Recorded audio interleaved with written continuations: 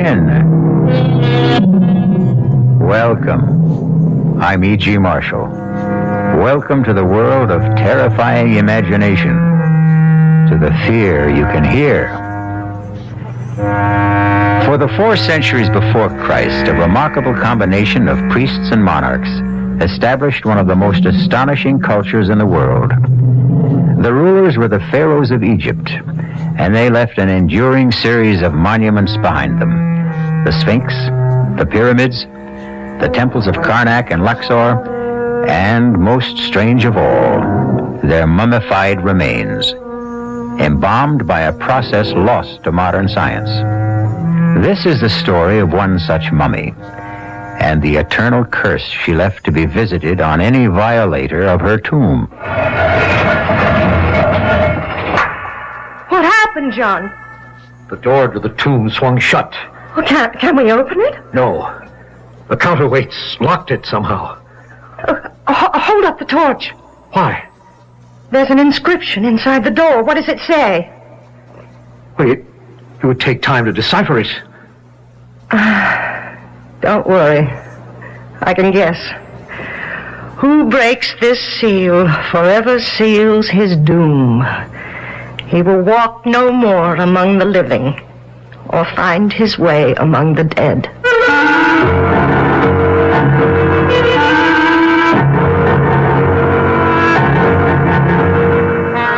Our mystery drama, The Pharaoh's Curse, was written especially for the Mystery Theater by Ian Martin and stars Kim Hunter. I'll be back shortly with Act 1.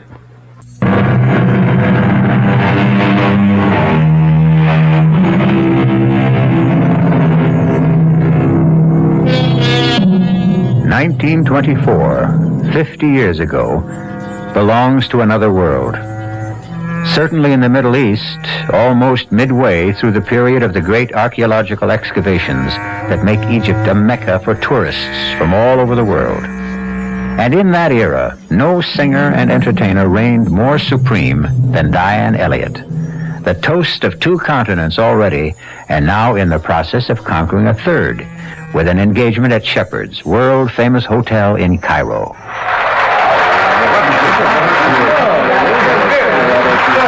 You will sing again, Miss Elliott? No, really. 5 encores is enough. Never enough with you. Asking for anyone is already too much. Of course, you must be tired. I know, but I don't want the audience to be. If you'll excuse me. Would you excuse me first? There is an old friend of mine here tonight who would very much like to meet you. Could I presume to ask if you would join him as he asked for a drink at his table? Who is this friend of yours? Sir Geoffrey Lunscombe. The famous archaeologist? He's still alive? I mean, well, he must He's quite old, but most active. Would you ask him to give me 10 minutes and then come back to my dressing room?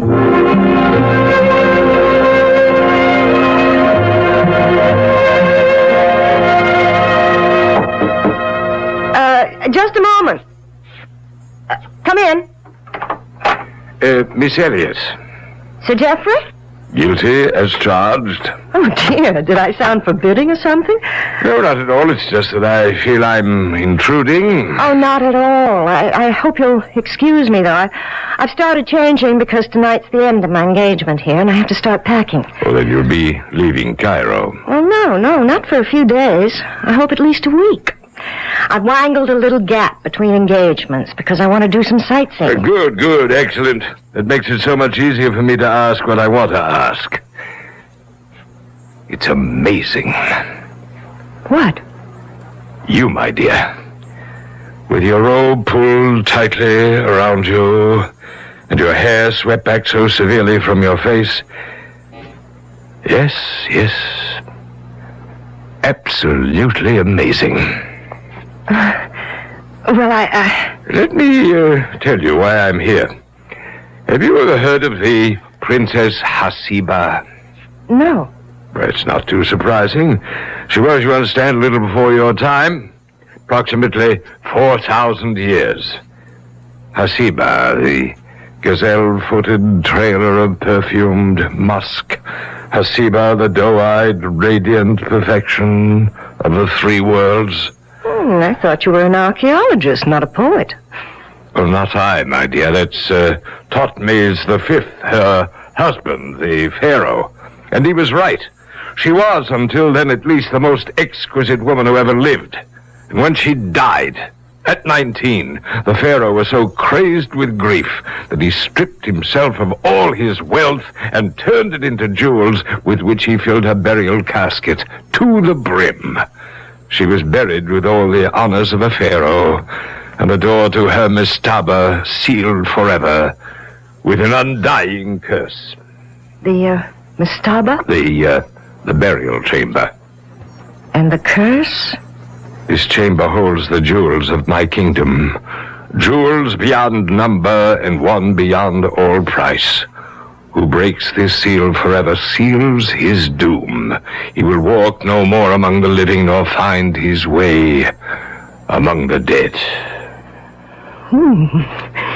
You almost make me believe that. Well, I almost believe it myself. Perhaps it's why I've taken the liberty of coming to you. I don't understand. Oh, why should you? Let me explain. 15 years ago, I discovered the small pyramid that covers the burial chamber. 3 times, on different expeditions, we have excavated with no success. This time, we have managed to isolate the mastaba itself, in spite of every kind of miserable luck. Cave-ins, men injured, crews deserting. But at last, within the next few days, I'm convinced the entrance will be found. Oh, how exciting, how wonderful for you. And Hasiba, I hope she isn't a disappointment. Was she really so beautiful, do you think? Incredibly. Her face shamed the shining sun, and the day was lit up by the light of her countenance. You know, you sound as though you'd actually seen her. I have. You have? Oh, yes, my dear. For every description fits you. Well, Sir Geoffrey, I'll have to admit that's about the prettiest compliment I've ever been paid. And the truth. Now, look. What is it? An ivory miniature of Hasiba, hand-carved. How beautiful. Exquisite. Isn't it? So perhaps now you can see, Miss Elliot, why I can easily believe in reincarnation. It's why I asked to meet you. I've devoted the best part of my life to unearthing this tomb. And I've come to be afraid of a curse, and to believe profoundly in the power of good omens and luck. I need that luck, but I think I found it. I know you are my luck. Well, how can I help you? Come as my guest to the diggings for a few days. Open the chamber for me. I think your touch will ensure success. Out of so many, that's the greatest compliment of all. How can I refuse?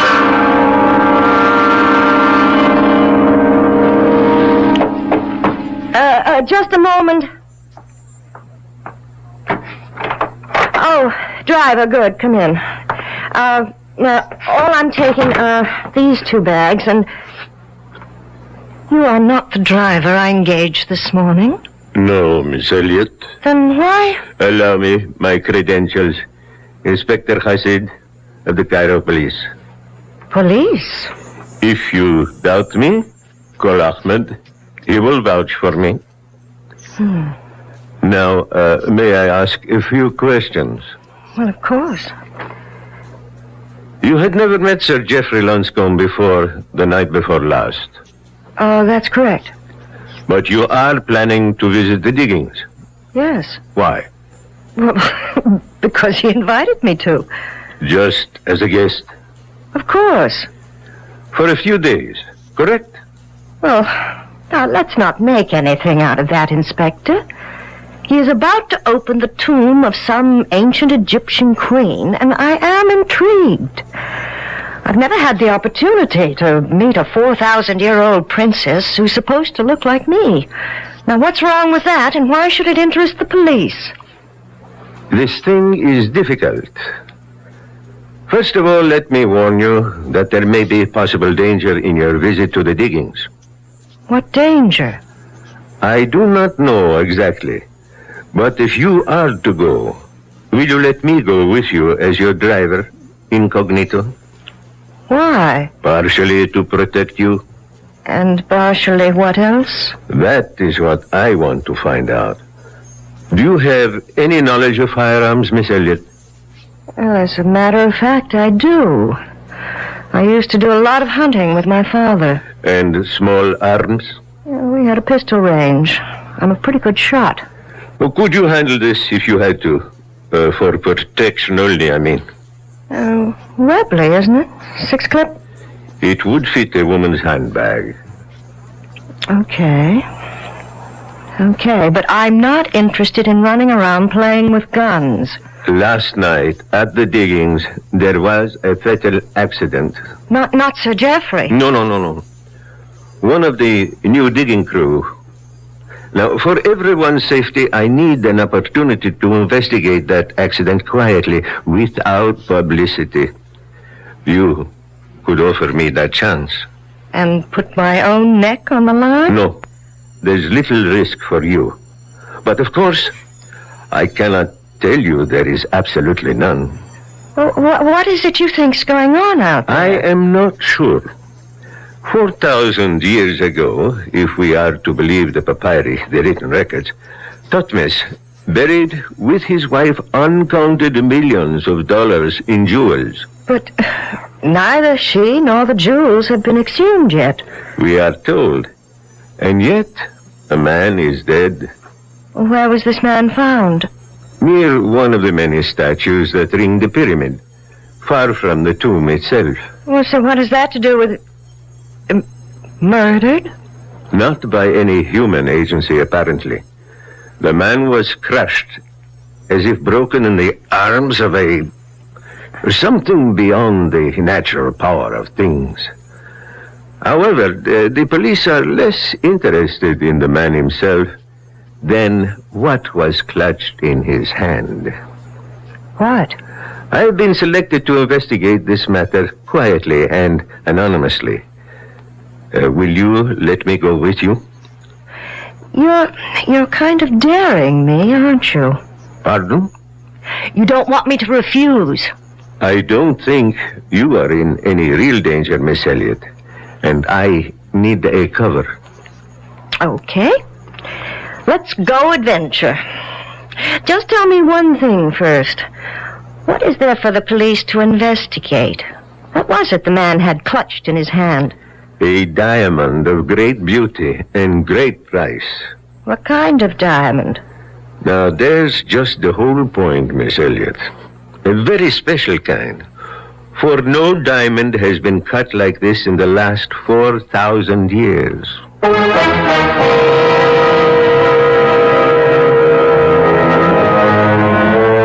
tomb sealed fast for 4,000 years, where a princess lies in a coffin filled to the brim with precious stones of incalculable value. Could this diamond be from a tomb as yet uncovered, or was it some random discovery? And if it were, what inhuman agency, with a power beyond all human scope, mangled and destroyed the unfortunate man who found the strangely cut diamond? I'll return in a few moments with Act 2.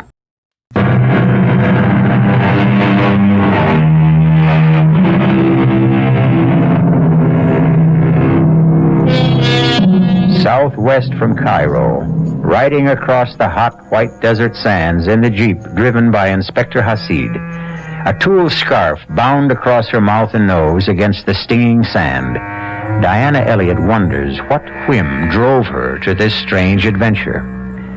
And then, to herself, honestly, she admits what it is. She is tired of the never-relaxing discipline of her life, the touring, the center of applause, the sense of being trapped.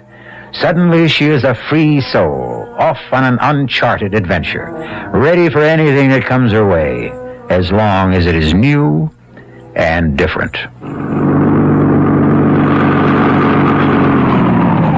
Miss Elliot.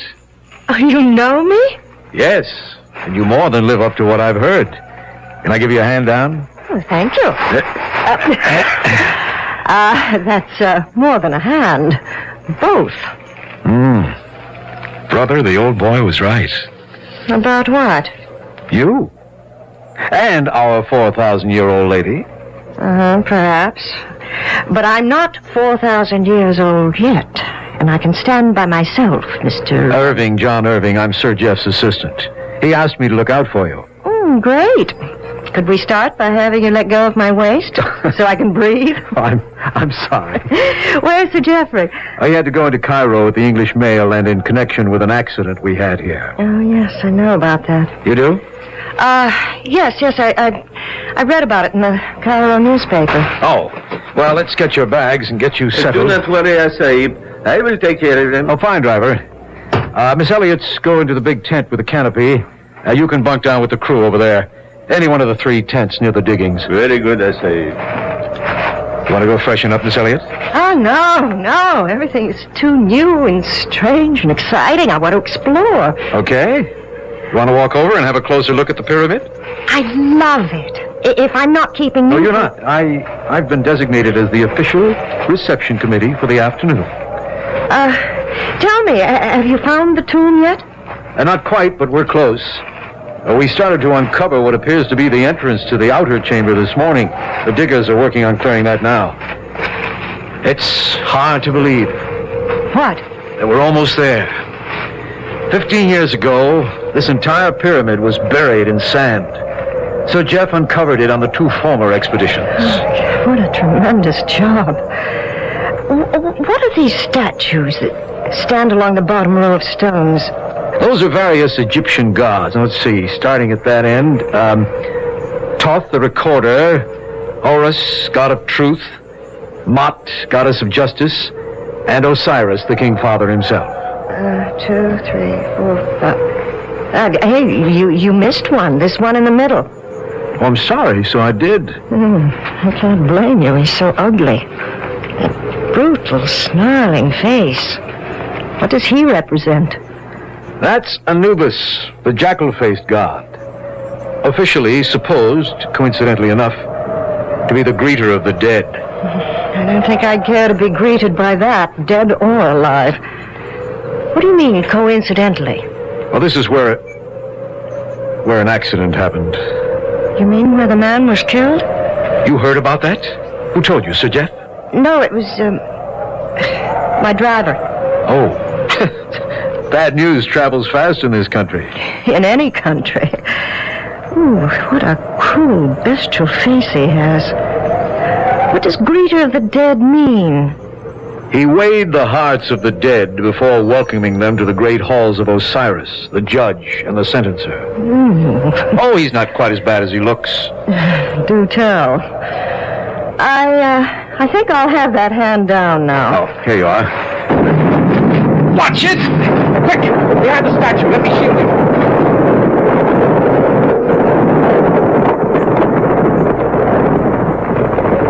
You all right, Diane? I'm all right, Mr. Irving. Well, couldn't we make it John? I called you Diane. So you did. It just slipped out. Did it scare you? If you mean the explosion, of course it did. Dynamite. What was the dynamite for, John? That's just what Sir Jeff's going to want to know.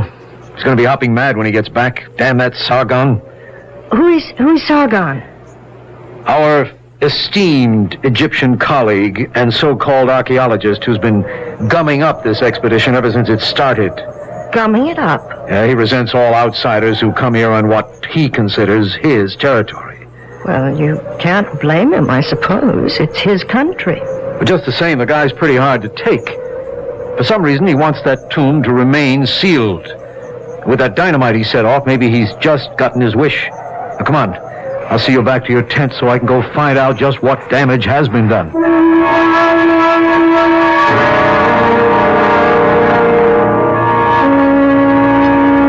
My dear Miss Elliott, I'm sorry I was responsible for making dinner so late. Oh, it was worth waiting for, Sir Geoffrey. This Arabian coffee is delicious. What was all the trouble with Sargon this afternoon? Well, this morning he wanted to dynamite the entrance open. I said we should wait till you got back. I knew you wouldn't go for it. My God, if we had a cave-in, the whole tomb would have been reburied. To say nothing of the possible damage to inscriptions inside. So? Well, he got so red-necked about it, I told him he could set the charges in case. Oh, that was foolish. I know, sir. But I never thought he'd be pig-headed enough to set them off on his own hook. That is it, I. Oh, Sargon, my dear fellow. Come in. Join us in coffee. I do not break bread among my enemies. Or with the infidel. Now, wait a minute. No, Sargon. I know you're upset, but there's no need to be rude. I don't believe you've met our guest. Miss Diane Elias. Ali Atman Ben Sargon, one of our most noted Egyptologists. How do you do? Your servant, Anissa. Now, about this thing this afternoon. Mr. Irving said the orders came from you. Why, you... John. If he denies that, he lies. You think I'm going to sit still for Sit that... down, sir. I will not have this bickering in front of a guest. It can be settled later. In the meantime, fortunately, there's been no damage of consequence and the way into the tomb has been opened. No harm has been done. A great deal of harm has been done. The crew has deserted. What? That is what I came to tell you. They have taken all our transport and left. I tried to stop them, I but... bet you did. Now, look, Sir Jeff, Just a moment, John. Why, Sargon? Perhaps they are wiser than we. A small hole was blown through to the inside, and out of it, they say, comes swirling a fearsome Efreet that grew 10 times taller than a man, and belched a cold, freezing breath from his mouth that carried death in the air. They ran in terror from the ancient curse. They knew the stench of evil in the air. Well, that's preposterous. As an archaeologist, you know the fetid odor of death is always present when a tomb is opened. bunch of simple-minded nitwits. Perhaps. Except that as a simple-minded Egyptian, I agree with them. Oh, you intend to leave On the too? contrary, I intend to stay. I was referring to the stench of evil, and not from the graves of my ancestors, which I shall remain to protect. Why, that son of a... You're going to let him get away with that? John, I'm sure it was a misunderstanding. Bear with me, please. Tomorrow may be the end of a long, long dream. Now let me go and pacify poor Sargon. You intend to open the tomb tomorrow? Well, the main breach has been made. I'm hopeful it can be managed. Well, then we must have the press here. I go into Cairo tonight. The men have taken the trucks. There's still Diane's Jeep. If I may borrow it? Well, it's not really mine. It's my driver's. Well, whatever you decide tomorrow will be an exciting day. I shall hope, Miss Elliot, to introduce you at last to your long-dead image. This must come to pass, for I still believe in you as my good luck. John, you'll see Miss Elliot to her tent? Of course, sir. Till tomorrow, then. Good night, sir. I'd still like to have it out myself with that surly... Look, let Sir Jeff handle it, John. I want to drink in this strange night. The atmosphere? Or the general excitement? Both. Everything. The air, the place, the time. That enormous red moon. What makes it like that? Sand, suspended in the air, filters the spectrum. Such a lot of sand. It's a whole lot of moon. So quiet. The air is heavy. Sleepy? No. Don't go in. Stay with me. That might be really dangerous. Why do we grab the Jeep and go into Cairo? We can't use the Jeep. Why not? It belongs to an inspector of police. Look, please don't say I said anything, but he's here investigating the accident. Sub Rosa. You won't tell anyone. Well, sure, if you ask me not to. But I still don't see why we can't... Then ask Inspector Hasid if you can borrow the Jeep. But I won't go with you. I'm too tired and too excited looking forward to tomorrow.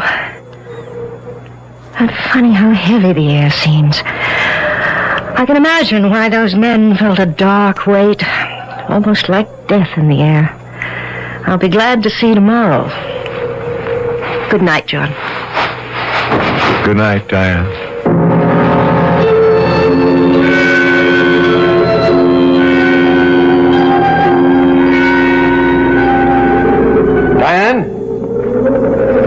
Diane? What is it? Are you dressed? Can I come into your tent? Yes. I was just starting to go to bed. What is it?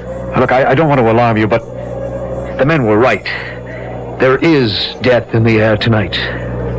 Well, what now? Oh, it's nothing to do with the legend. Totally atmospheric. A simoom is on its way. We must race it back to Cairo. But the tomb... The tomb can wait, as it has waited for centuries. Oh, but there won't be room in the jeep for all of us. Only you and I are going. And the others? Sir Jeff and Sargon won't leave the tomb. Inspector Hasid won't leave Sargon and remains to protect Sir Jeff.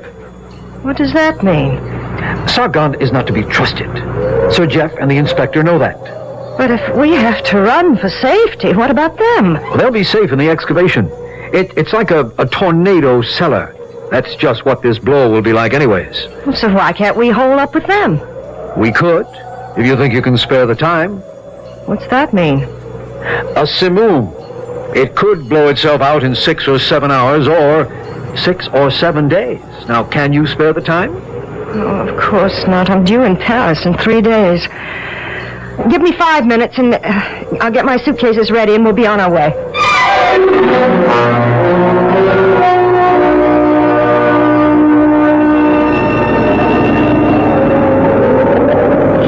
It's getting worse, isn't it? How far to Cairo? We're not even nearly halfway. Can you see? What's to see but sand, sand, and more sand? John, what's that? Ahead! Damn, it's a twister itself. Double right around on us. What are you doing? We can't hit into it. It would suck us right up into the land of Oz, or the Arabian Nights. We've got to run for cover. Where? Back to the diggings, the only shelter. Just hold your seat and hope we can outrun it. Supposing we can't? Maybe this is one archaeologist who doesn't live in the past and is very interested in the future. Right here and now, we've got to hang on to the present.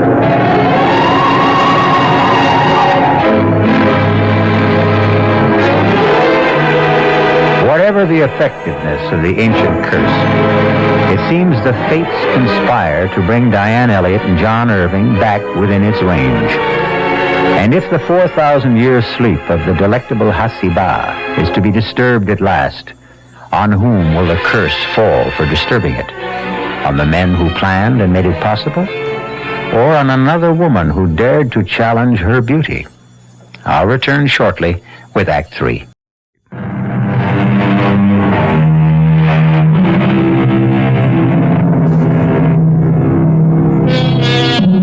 In the outer chamber, shielded from the wild gust and the roar of the simoon raging outside, Sir Geoffrey and Sargon have isolated and almost cleared the door to the mastaba itself.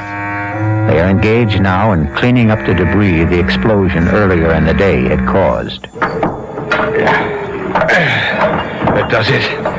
The door is free. 15 years, and the moment is here at last. I am about to enter the tomb of Hasiba. My countrymen have waited 4,000. Come, Sargon, let's for God's sake not at this minute. What is it? There's someone coming. The dead are arisen. Oh, don't be silly, it's from the outside. Oh, it's Miss Elliott. The bad penny and companion. Turning up again. Well, what happened? Couldn't make it, sir. We just beat that old twister back here to safety. Turned around on us. Just the two of you? Yes.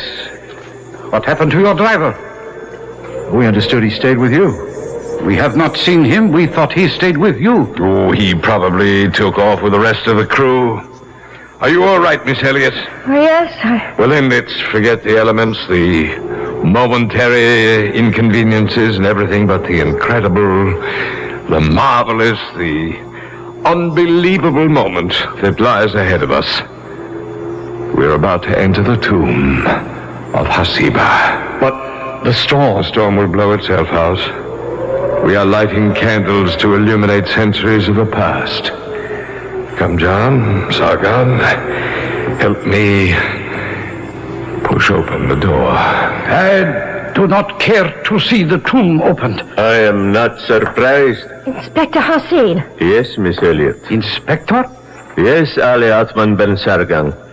Inspector Hasid, with a very sore head where someone knocked me out. To deny me the sight of the tomb and its contents. By all means, let us open the door. I am not asking but commanding with this gun. Let's go, Sargon.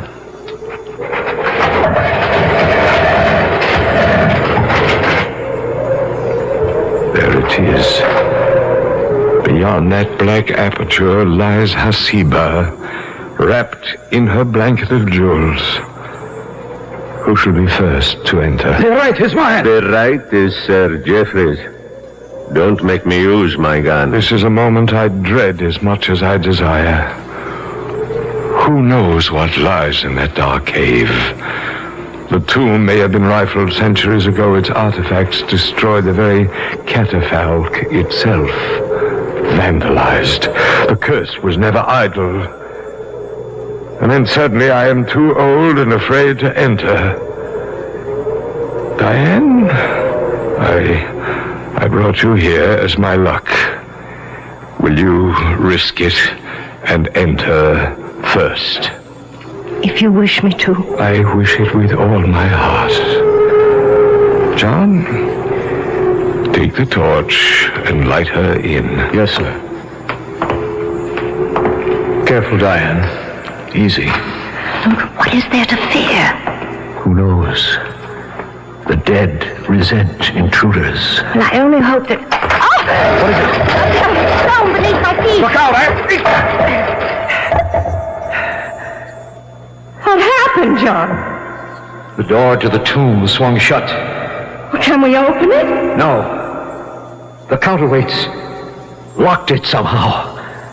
Hold up the torch. Why? There's an inscription inside the door. What does it say? But it would take time to decipher it. Don't worry, I can guess. He who breaks this seal forever seals his doom. He will walk no more among the living, or find his way among the dead.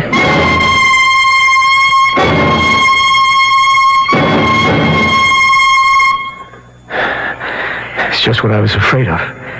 Hopeless. The door can't be budged. What happened? The stone you stepped on, designed to trip the counterbalancing rocks and lock them. To get the door open now, they'll have to blast. So that was Tothman's ancient curse.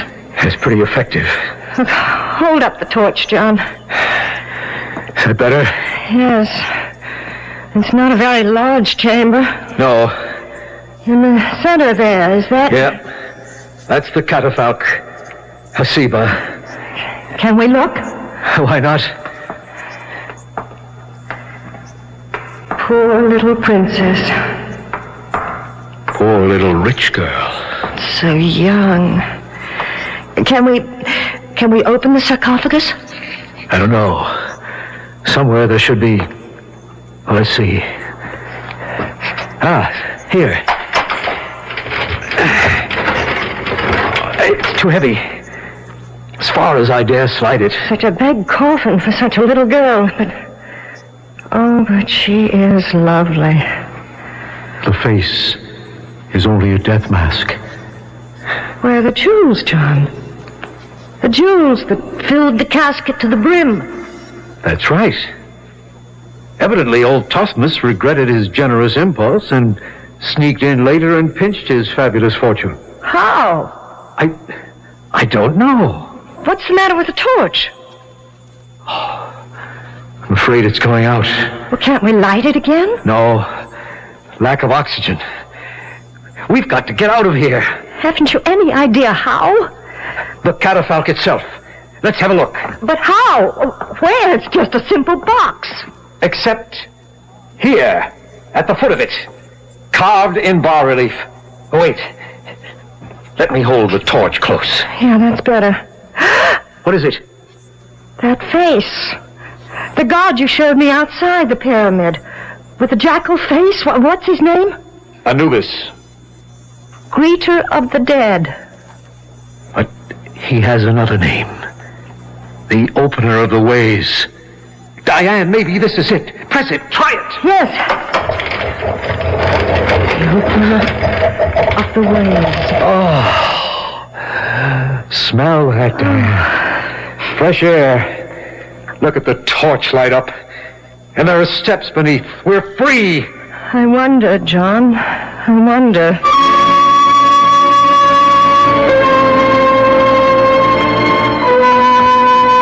I can see it clearly now, Diane.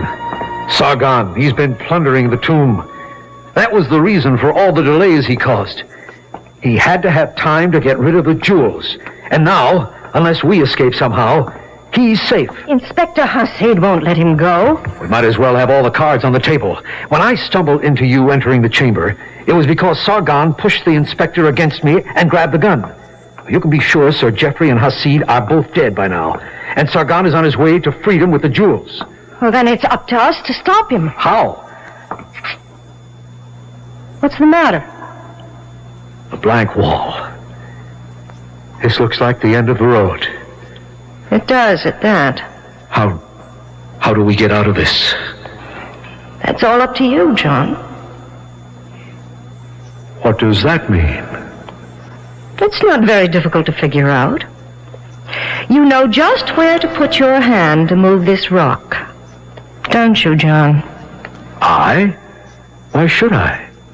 Because you've been here so often before. You know. I think so. And what I don't know, I can guess. You found this secret entrance some time ago. And you stole the jewels, didn't you? You've been the one that's been delaying things while you tried to figure out some way to get away with them. My Jeep, with me as cover, was the perfect way out, if it hadn't been for the sandstorm. All right. I admit it. Which leaves you with two choices. Which are? Stay here, or come with me. Diane, I am more than a little in love with you, and I promise you there's a fortune packed in your Jeep that could make us able to live like Thothmes and his queen Hasiba. In your luggage, it could easily be smuggled out of the country. Half of it, all of it's yours, if you share it with me. And if I don't? I'll have to take my chances alone, which includes, unfortunately, leaving you shut in here where you can't blow the whistle on me. Two choices, What else? This. What? A gun? Where did you get that? From the inspector. And don't think I don't know how to use it. Are you ready to open the door now? Suppose I just refused. The torch is beginning to burn low again. That means we're running out of oxygen, doesn't it? Okay. You win. Here, catch it!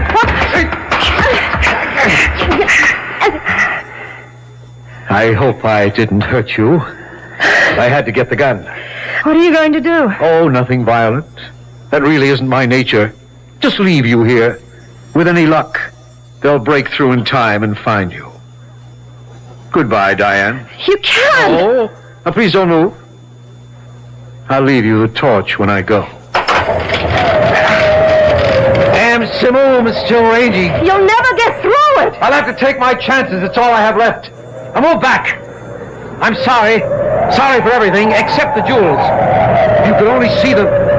Well, here goes.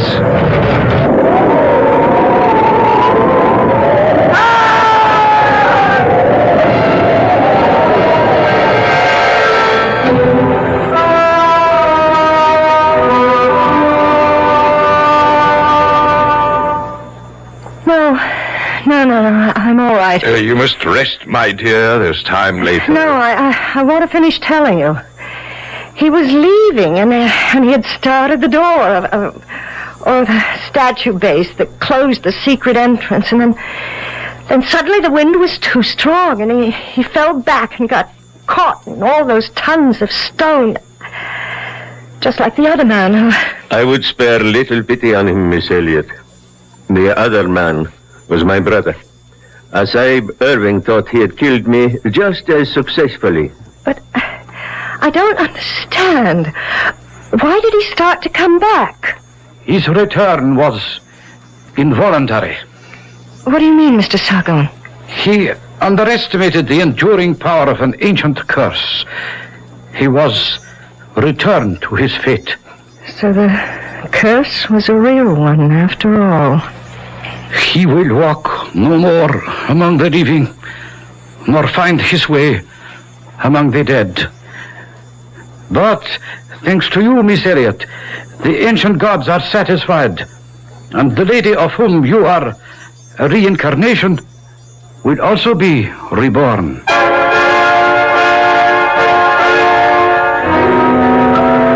Hasiba, the gazelle-footed, trailer of perfumed musk. Hasiba, the doe-eyed, radiant perfection of the three worlds. Why shouldn't she be reborn? I'm in favor of it. What man wouldn't be? I'll be back shortly.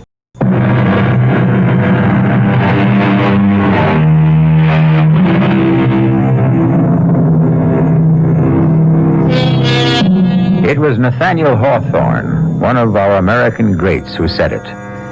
A grave, wherever found, preaches a short and pithy sermon to the soul. Let my comment on this tale be as brief. Let the dead past bury its past, nor pause too much to think on today. The future is what leads us on.